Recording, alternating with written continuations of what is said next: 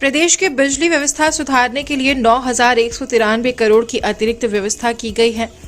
इससे तार से लेकर ट्रांसफार्मर तक में सुधार होगा। प्रदेश में इस वर्ष बिजली की अधिकतम खपत 28,000 मेगावाट का आंकड़ा पार कर गई थी।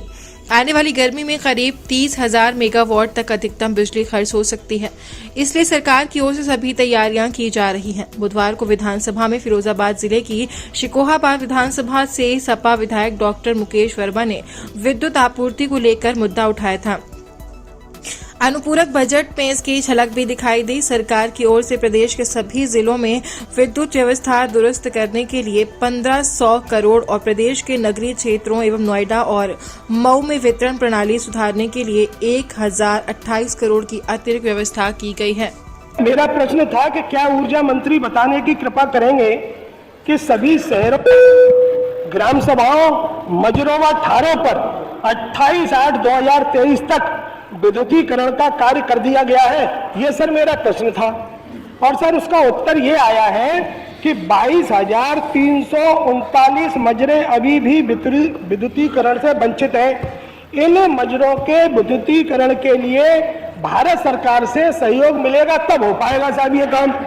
मैं पूछना ये चाह रहा था साहब, इधर तो ये ढडोरा पीट रहे हैं कि हम 20 घंटे गांव में बत्ती दे रहे हैं और साहब गांव में बत्ती 8 घंटे से लेकर 9 घंटे ही आ रही है। दूसरी बात साहब ये है कि जो इन्होंने घोषणा की थी कि हम किसानों को बिजली मुफ्त देंगे और साहब उन किसानों के पास बिजली के बिल आ रहे हैं साहब।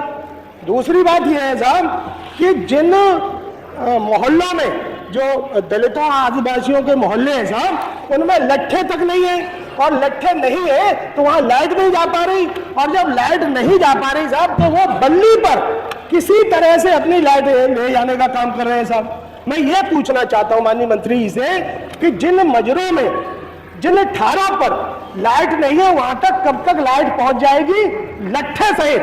ऐसा नहीं है कि बल्ली बनेगा, ऐसा ये पूछना चाहता हूँ माननीय मंत्री। पूछने के बाद बैठा भी जाता है। ये अध्यक्ष जी, माननीय सदस्य की बात सही है कि 22,339 मजरे विद्युतीकरण से बाकी है। कुछ उसमें आंशिक विद्युतीकरण हुआ है, कुछ पूर्ण रूप से बाकी है।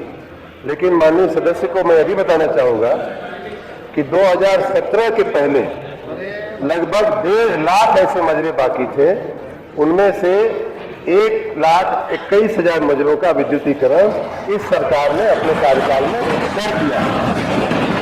जो बाकी है 22,339, उन पर हमारा पूरा ध्यान है। और मैंने स्वयं भारत के माननीय विद्युत मंत्री CR.K. सिंह जी से इस विषय पे कई बार मैंने चर्चा किया। भारत सरकार ने इस योजना को अनुमोदन भी दे दिया है। जो RDSS योजना चल रही है उसमें इसका अनुमोदन भी मिल गया है और बहुत शीघ्र इन मजरों का विद्युतीकरण हो जाएगा।